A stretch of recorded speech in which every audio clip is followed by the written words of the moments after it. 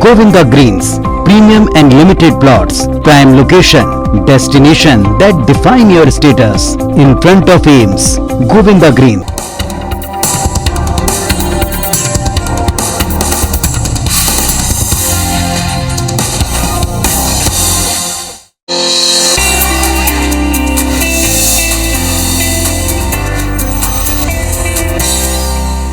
नमस्कार, बहुत स्वागत है आप सबका। मैं पुनीत पाठक और आप देख रहे हैं स्वास्थ्य से जुड़ा हमारा खास कार्यक्रम हेल्थ गुरु, जिसमें हम आपके लिए लेकर आते हैं हेल्थ से जुड़ा कोई एक ऐसा विषय, कोई एक ऐसा टॉपिक जिसको लेकर जानकारियां और एक्सपर्ट के साथ जोड़कर हम उनके बारे में थोड़ी सी सहजता, थोड़ी सी आसानी बढ़ाते हैं। आज राष्ट्रीय अंगदान दिवस है और इस दिन लोगों में अंगदान के प्रति जागरूकता के लिए खास तौर पर पिछले 10 से 12 वर्षों में इसे मनाना शुरू किया, ताकि देश में भी लोग अंगदान, जो सबसे बड़ा दान, महादान कहा जाता है, इसकी ज़रूरत को समझें, इसकी महत्ता को समझें।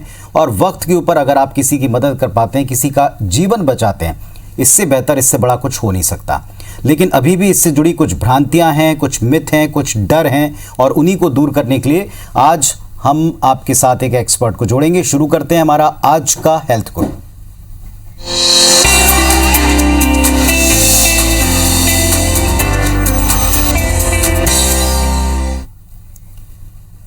तो इस विषय के ऊपर, जो कि इतना महत्वपूर्ण है, हमारे साथ चर्चा करने के लिए आज रामकृष्ण केयर हॉस्पिटल रायपुर से डॉक्टर प्रभास चौधरी जी हैं, जो कि एक लंबा तजुर्बा रखते हैं, एमडी नेफ्रोलॉजी हैं, और साथ ही साथ इन्होंने 100 से भी अधिक जो प्रत्यार्पण हुए हैं, इनमें एक्टिवली अनुभव के साथ, अपनी अनुभवी टीम के साथ लोगों का जीवन बचाया है। डॉक्टर साहब नमस्कार, बहुत बहुत स्वागत है आपका। आज का जो दिन है वो सारे देश के लिए और लोगों के लिए बहुत इम्पॉर्टेंट है, ताकि लोग अंगदान के प्रति ज़रूरत को समझ सकें। अंगदान की बेसिकली आवश्यकता है किनको, क्यों है? अंगदान महादान, और इसके साथ अब जुड़ गया जीवन दान जी। जैसे मैं एक किडनी विशेषज्ञ हूँ। एक व्यक्ति का जब किडनी परमानेंटली फेल हो जाता है तो उसके पास दो ही विकल्प रहता है, या तो डायलिसिस करे या तो गुर्दा प्रत्यारोपण करे। लेकिन डायलिसिस से बेटर गुर्दा प्रत्यारोपण इसलिए माना जाता है क्योंकि एक तो व्यक्ति का दिनचर्या अच्छा हो जाता है, क्योंकि डायलिसिस में हफ्ते में 3 बार जाना पड़ता है। साथ में ट्रांसप्लांट के बाद खान पान का लोगों को सुविधा हो जाता है, और साथ साथ जो प्रेगनेंसी जिनको नहीं होता या पिता नहीं बन सकते, वो क्षमता ज़्यादा हो जाता है। और साथ साथ जो डायलिसिस में इन्फेक्शन, न्यूट्रिशन और साथ में खून बढ़ाने के इंजेक्शन, ये सब जो ज़रूरत रहती है, ये प्राय ट्रांसप्लांट के बाद ज़रूरत नहीं रहती।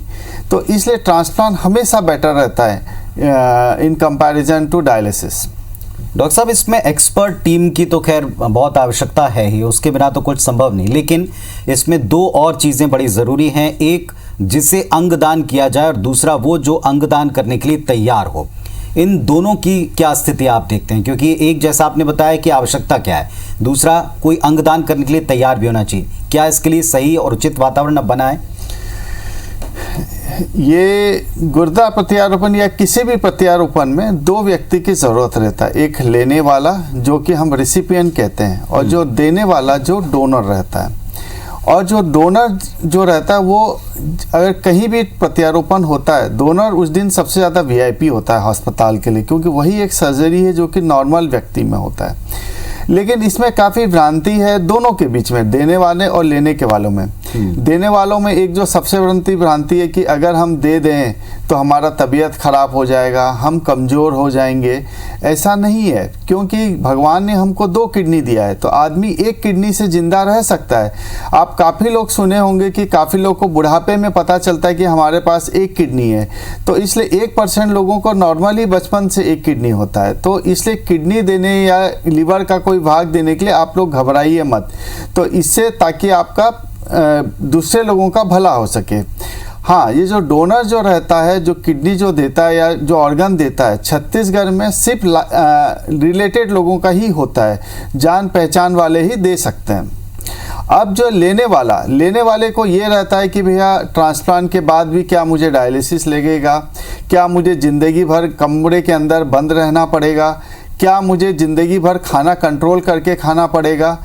देखिए ऐसा है, ट्रांसप्लांट के बाद 3 महीना तो आपको थोड़ा सा प्रिकॉशंस लेने के लिए हम बोलते हैं, जैसे कि ज़्यादा धूलदार घर में ना जाओ, ये सब चीज़ें ना देखो, और रूटीन चेकअप होता है। और उसके बाद काफ़ी लोग हैं जो कि इसके बाद अच्छी ज़िंदगी ले सकते हैं, इवन फल खा सकते हैं, सब कुछ खा सकते हैं। इवन हमारा एक ट्रांसप्लांट पेशेंट है जो कि आज से 5 साल पहले किए थे, वो मिला था अभी कुछ 1 साल पहले, उसने मैराथन में 10 किलोमीटर जोड़ के अपना प्राइज़ जीता है, वो हमके साथ शेयर किया है। तो ऐसे बात नहीं है, आदमी अच्छे से ज़िंदगी दे सकता है। लेकिन अब जो है गुर्दा दान या प्रत्यारोपण जो होता है, इसमें जो ऑर्गन जो देते हैं वो भी 2 प्रकार के होते हैं। एक तो लाइव रिलेटेड, जिंदा व्यक्ति दे सके, और एक मरने के बाद जो कैडावर ट्रांसप्लांट, जो कि हमारे छत्तीसगढ़ में चालू नहीं हुआ है, बाकी हर जगह चालू हो गया है, काफ़ी जगह। इसमें भी भ्रांति है, लोग बोलते हैं कि जो स्पिरिचुअल और ये सोचते हैं कि अगर हम कुछ ऑर्गन दे दें तो पूर्व आने वाले जन्म में वो उस ऑर्गन के डेफिशिएट से आएगा। तो ये सब भ्रांति है जो कि हमको दूर करना है, क्योंकि एक व्यक्ति मरने के बाद जो कि ब्रेन डेथ होता है, उसके बाद वो 8 लोगों का भला कर सकता है। तो हमको इस चीज़ को प्रोत्साहित करना पड़ेगा, और इसमें डेफिनेटली गवर्नमेंट तो हेल्प करिए और आप लोग का भी सहायता बहुत ज़रूरत है इसके लिए। जी डॉक्टर साहब, क्या अभी आपने एक जो जिक्र किया कि ब्रेन डेड की स्थिति में एक व्यक्ति 8 अलग अलग लोगों को अंग दान करके उनका जीवन बचा सकता है, और आपने भी कहा कि अंगदान मतलब डायरेक्टली इक्वल टू कि आप किसी की लाइफ सेविंग कर रहे हैं। हमने अभी खबरों की दुनिया में तो हमने दिखाया कि इंदौर में एक बड़ा ग्रीन कॉरिडोर बनाकर बहुत तेज़ी के साथ में लोगों का जान बचाने का सिलसिला होता है। छत्तीसगढ़ में इसमें क्या दिक्कतें हैं, क्या रुकावटें हैं जो सुधार आपको लगता होना चाहिए? देखिए, छत्तीसगढ़ गवर्नमेंट भी कोशिश कर रही है कि इस कैडावर ट्रांसप्लांट प्रोग्राम को जल्द से जल्द चालू करे। देखिए, ये जो प्रोग्राम है ये टीम इफर्ट है, अकेले हॉस्पिटल नहीं कर सकता। अब इसमें सबसे इम्पोर्टेंट होता है सोटो का गठन। तो उसके लिए गवर्नमेंट लगी है कि सोटो एक कमेटी बने, जिससे ऑर्गन, अगर मान ले एक व्यक्ति को ऑर्गन देना है, एक लिस्टिंग हो, ताकि किसको पहला दिया जाए, किसको सेकेंड ना जाए, ताकि मॉनिटरी ट्रांजैक्शंस ना हो। इसीलिए गवर्नमेंट चाह रहा है कि पहले सोटो बने, जो कि ज़रूरत है। इसके अलावा इसमें और भी इन्वॉल्वमेंट है, हमारे पुलिस लोगों की भी ज़रूरत पड़ेगी, क्योंकि फिर पोस्टमार्टम की भी ज़रूरत पड़ती है, ज़रूरत पड़ेगा, ट्रैफिक की भी ज़रूरत पड़ती है, तो ग्रीन कॉरिडोर, तो ये सब काम कुछ कुछ तो हो चुके हैं, लेकिन इसमें और भी काम होना बाकी है। हाँ, एक चीज़ अच्छा है, गवर्नमेंट ने लॉ अडॉप्ट कर लिया है, छत्तीसगढ़ गवर्नमेंट ने सेंट्रल का, तो जिसके कारण लॉ तो अडॉप्शन हो गया है, सिर्फ उसका स्टार्ट करने का ही बस देरी अटका पड़ा है अभी तक। जी डॉक्टर साहब, एक और बात हमें नहीं भूलना चाहिए कि अभी भी ऑपरेशन के नाम से लोग बड़ा डरते हैं, और जैसा आपने बताया कि ये ट्रांसप्लांटेशन ही एक ऐसी एक ऑपरेट करने की प्रक्रिया है जिसमें एक स्वस्थ व्यक्ति का ऑपरेशन होता है। तो पहले तो आप डोनर और उसकी फैमिली या उनसे रिलेटेड लोगों का काउंसलिंग करके समझाते हैं, लेकिन इसके बावजूद 2 लोगों के ऑपरेशन होने हैं।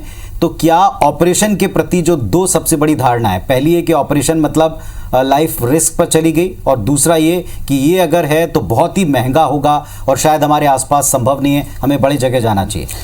देखिए, ऐसा है, आजकल साइंस इतने डेवलप हो गई है, बहुत सारी चीज़ें आसान हुई है। देखिए, पहले हम रिसिपिएंट के बात करते हैं, जो किडनी लेता है वो तो ऑलरेडी बीमार है, उसका भी ट्रांसप्लांट होता है विद पूरा प्रिकॉशंस एंड सब चीज़ें। लेकिन हमको सबसे ज़्यादा जो टेंशन रहती है डोनर की रहती है। इसी के लिए आप देखेंगे जब भी ट्रांसप्लांट होता है तो एक बैटरी ऑफ टेस्ट होता है, उनका सब क्लियरेंस लिया जाता है, कार्डियक क्लियरेंस, पल्मोनरी क्लियरेंस, सारा क्लियरेंस लिया जाता है, और जब वो फिट होते हैं तभी उनका गुर्दा प्रत्यारोपण होता है या कोई ऑर्गन का प्रत्यारोपण होता है, उनसे लिया जाता है। और फिर ये ऐसे बात नहीं कि हम अपने हिसाब से करते हैं, फिर हमने एक 3 फाइल बनाते हैं हम लोग, एक जो लेने वाले का फाइल, एक देने वाले का फाइल और एक लीगल फाइल होता है, और ये तीनों फाइल जो है गवर्नमेंट की कमेटी को सबमिट होता है, और कमेटी फिर उसको डिसाइड करता है कि ये जेन्युइन है, डोनर फिट है, रिसिपिएंट फिट है, और इसके आधार पे परमिशन देके ट्रांसप्लांट होता है। ऐसा नहीं कि कोई मन इच्छा कुछ भी कर दे। अब जहाँ तक पैसे वाली बात है, आजकल छत्तीसगढ़ गवर्नमेंट आयुष्मान और इन सब के कारण भी, इवन खूबचंद बघेल, इन सब प्रोजेक्ट से भी काफ़ी लोगों का ट्रांसप्लांट हो रहा है। गवर्नमेंट खुद प्रोत्साहित कर रहा है कि ट्रांसप्लांट हो, और गवर्नमेंट जितना पैसा देता है उसमें प्राय लोगों का उसमें ट्रांसप्लांट हो जाता है। तो इसलिए जब गवर्नमेंट इतना है, सब मीडिया आपके साथ हैं और हम लोग सब साथ हैं, तो आप लोग घबराइए मत, आइए और मन में कुछ भी प्रश्न है तो हमसे बात करिए, ताकि हम आपके भ्रम को दूर कर सकें। एक और ये बात कही जाती है कि अगर आप कोई बहुत बड़ा जटिल ऑपरेशन चाहते हैं या अगर आप अंग प्रत्यारोपण कराना चाहते हैं तो आपको बड़े सेंटर से, हायर सेंटर से जाना चाहिए। लेकिन ये जानकर हमको भी बड़ा सुखद आश्चर्य हुआ कि 100 से अधिक ट्रांसप्लांटेशन के काम तो आपके अपने ही एक संस्था में हुए हैं। और ऐसे अगर हम पूरे क्षेत्र को देखें तो शायद मध्य भारत में बड़ी तेज़ी से हो रहा है। थोड़ा इस बारे में भी लोगों को बताएं ताकि लोग अवेयर हों। हाँ, देखिए ऐसा है, कैडावर ये जो ट्रांसप्लांट होता है, जो लाइव रिलेटेड, जो हम 100 से ज़्यादा कर चुके हैं, ये जो लाइव रिलेटेड भी होता है, वैरायटी सब होते हैं। एक होता है एबीओ कॉम्पेटेबल और एक है एबीओ इनकॉम्पेटेबल। मतलब जैसे नॉर्मली अपन ब्लड ट्रांसफ्यूजन में देखते हैं, इमरजेंसी के टाइम में ए ग्रुप वाले को ओ वाला दे सकता है, बी वाले को ओ दे सकता है, वैसे ही किडनी ट्रांसप्लांट में ले सकता है। ए वाला किडनी सिर्फ ओ या ए से ले सकता है। लेकिन अब हमारे यहाँ पे इतना सुविधा हो गया है तो अब ए वाला भी ओ को दे सकता है, दैट इज एबीओ इनकॉम्पेटेबल ट्रांसप्लांट। वो भी हमने 3-4 यहाँ पे कर चुका है हमारे सेंटर में। इसके अलावा और वैरायटीज होता है, that is called swap transplant. Swap transplant मतलब मान ले एक फैमिली के मेंबर हैं, देना चाहते हैं डोनर रिसिपिएंट, लेकिन कुछ कारणों से वो मैच नहीं है और दूसरे वाली फैमिली भी अगर मैच नहीं हो रहा है तो एक दूसरे का किडनी एक्सचेंज करते हैं, दैट इज कॉल्ड स्वैप और kidney pair donor exchange transplant, जो कि वो भी हम लोग यहाँ पे कर चुके हैं। इसके अलावा पीडियाट्रिक ट्रांसप्लांट भी, जो बच्चों का ट्रांसप्लांट है, वो भी हो चुका है। तो ये है कि देखिए आपको इतना अच्छी सुविधा यहाँ पे सब जगह हो चुका है, इवन बाहर भी, मतलब और भी अस्पताल है वहाँ भी हो रहे हैं। तो आपको भरोसा करना चाहिए अपने लोकल लोगों को और सामने आना चाहिए। हाँ, अगर कोई प्रश्न है तो हम फ्री हैं डिस्कस करने के लिए आप लोग से। चलिए, तो जिस दरमियान हम आपसे डॉक्टर साहब से बातचीत कर रहे हैं तो आप भी देख रहे होंगे कि टेलीविजन स्क्रीन के ऊपर आपको बहुत सारे नंबर हम फ्लैश कर रहे हैं ताकि आप डॉक्टर साहब से, एक्सपर्ट की टीम से खुद मिल सकें, खुद डिसाइड कर सकें, खुद ये तय कर सकें। बहुत ज़रूरी है कि आप खुलकर अपनी शंकाएं सामने रखें। अगर आप शंका सामने रखेंगे तो समाधान भी मिलेगा। ये जो अंगदान महादान है, इससे रिलेटेड कुछ और बातें हम डिस्कस करेंगे। तो आज हम बात कर रहे हैं अंगों के प्रत्यारोपण की और साथ ही साथ आज जिस तरह की चर्चा है कि आप अंग दान करके एक साथ बहुत सारे लोगों का जीवन बचा सकते हैं, इसके बारे में हमारे साथ आज रामकृष्ण केयर हॉस्पिटल से डॉक्टर प्रभास चौधरी जी, जिनसे हम लंबी चर्चा कर चुके हैं और आगे भी इसकी जानकारी आपके लिए बहुत ज़रूरी है। डॉक्टर साहब, किन किन चीज़ों के ट्रांसप्लांट आज हो रहे हैं हमारे आसपास? क्या आपको लगता है कि कुछ बड़ी जटिल प्रक्रियाएं हैं? प्री और पोस्ट में क्या डिफरेंस होता है? हम कैसे तैयार करते हैं किसी डोनर को, कैसे तैयार करते हैं हम उस परिवार को या पेशेंट को कि आपको ट्रांसप्लांट कराना चाहिए? देखिए, जो लाइव रिलेटेड पॉसिबल होगा, जो ट्रांसप्लांट आँख की तो होती है, वो तो हमको मालूम है। मेन जो है किडनी और लीवर की भी लाइव रिलेटेड ट्रांसप्लांट है और किडनी का भी रिलेटेड ट्रांसप्लांट होती है ना। जटिला में दोनों ही ऑपरेशन जटिल है और दोनों में तैयारी ज़रूरत रहती है। प्री एंड पोस्ट एंड इंट्राप तीनों चीज़ की ज़रूरत रहती है। प्री में बोलेंगे तो 3 चीज़ की ज़रूरत रहती है। एक तो मतलब ट्रांसप्लांट के पहले, एक तो वर्कअप जो कि देने वाले का जांच होती है पूरा, फिर होता है लेने वाले की जांच, और एक होता है लीगल पेपर। लीगल डॉक्यूमेंट के लिए जो मेन ज़रूरत रहता है, सबसे पहले आपका मूल निवासी प्रमाण पत्र, रेसिडेंशियल सर्टिफिकेट एक ज़रूरत है क्योंकि छत्तीसगढ़ के हैं।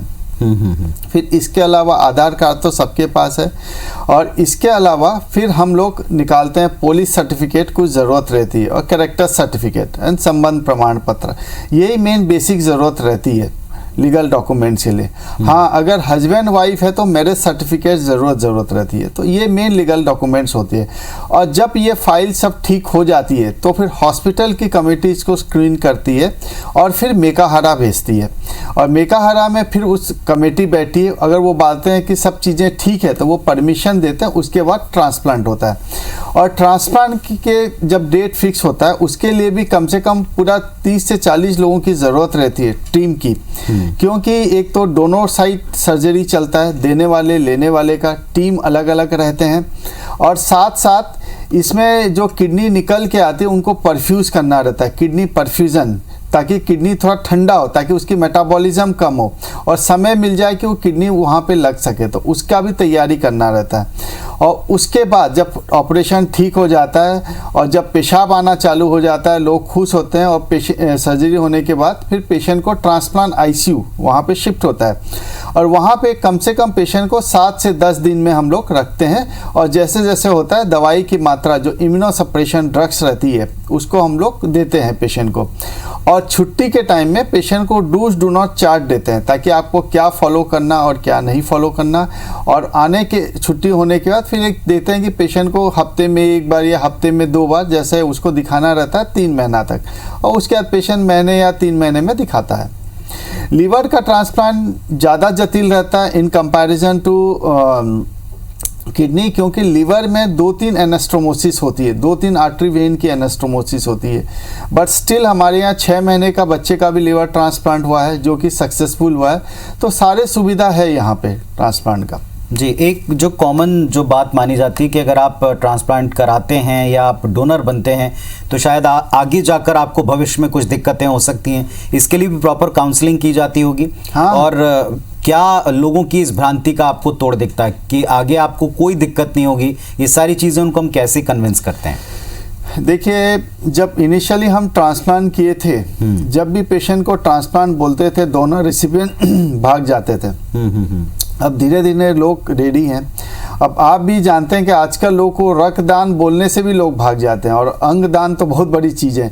फिर भी आप लोग के सहायता, मीडिया और इन सब के सहायता से और हमारे सब प्रयास से हम लोग कोशिश कर रहे हैं लोगों को मोटिवेट करें, और लोग आ भी रहे हैं। और इवन फादर अपने बच्चे को दे रहे, मदर अपने बच्चे को दे रहे हैं, भाई बहन का हुआ है, इवन दादी ने अपने पोते को दिया हुआ है। तो ये सब चीज़ें हमारे यहाँ ट्रांसप्लांट हो चुका है। तब धीरे धीरे लोग मोटिवेट हो रहे हैं।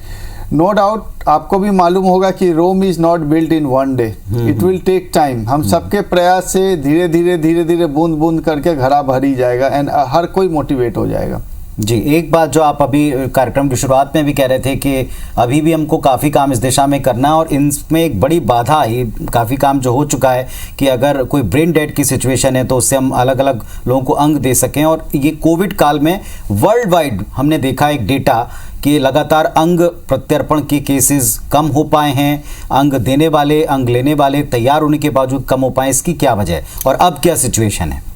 देखिए, ऐसा है, प्रत्यारोपण में ना, एक तो देने वाले लेने वाले को इन्फेक्शंस नहीं होना, उनको इन्फेक्शन नहीं होना, और देने वाले मतलब लेने वाले को फिर इम्यूनोसप्रेशंस देते हैं ताकि उनकी बॉडी की इम्यूनिटी थोड़ी कम हो जाए, ताकि किडनी बचे रहे। इनिशियली 3 मंथ ज़्यादा रहता है, फिर धीरे धीरे कम हो जाता है। तो जब कोविड हुआ तो बहुत, क्योंकि काफ़ी लोग इन्फेक्टेड हुए, पॉजिटिव नेगेटिव, इवन टीम के मेंबर्स इन्फेक्ट हो जाते थे, इवन आइसोलेशन, ये सब चीज़ों के कारण ट्रांसप्लांट को रोक दिया गया ताकि इन्फेक्शन से ना हो, इन्फेक्शंस ना फैले और लोग इन्फेक्टेड ना हो। इवन इन्फेक्टेड लोगों का ट्रांसप्लांट ना हो जाए, ताकि उससे, क्योंकि इम्यूनोसप्रेशन देते हैं ताकि इम्यूनिटी और कम होने के कारण वायरस फैल ना जाए, तो इस चक्कर के लिए रोक दिया गया।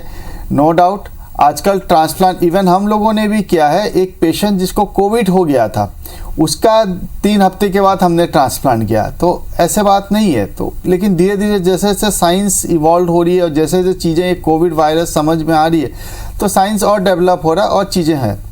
हाँ, आफ्टर ये सेकेंड एपिसोड्स के बाद, अभी नो डाउट कोविड के बाद ट्रांसप्लांट पिक पे है, प्राय हर जगह, मैक्सिमम जगह ट्रांसप्लांट चालू हो गया है। Now still battle is about to go.